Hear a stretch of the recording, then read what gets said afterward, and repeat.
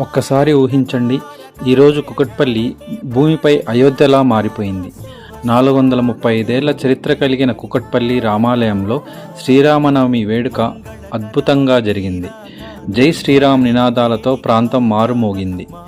వీధులన్నీ కాషాయ పందిళ్లతో ముస్తాబయ్యాయి. వేలాది మంది భక్తులు ఒక్క చూపు కోసం గంటల తరబడి ఎదురుచూశారు.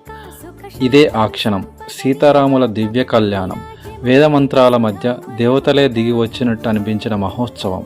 మంగళవాద్యాలు, భక్తి జ్వాలలు, దీపాల వెలుగులు. ఈ దృశ్యం జీవితంలో ఒకసారి తప్పక చూడాల్సిందే. పానకం, వడపప్పు ప్రసాదం, ఇది కేవలం ఆహారం కాదు, భక్తికి ప్రతీక.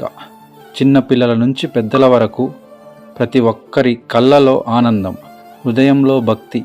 వేలాదిగా తరలివచ్చిన భక్తులందరికీ అన్నదాన ప్రసాదం కూడా ఇవ్వడం జరిగింది. ఇదే మన సంస్కృతి, ఇదే మన సాంప్రదాయం, ఇదే శ్రీరాముని మహిమ. జై శ్రీరామ్, జై శ్రీరామ్.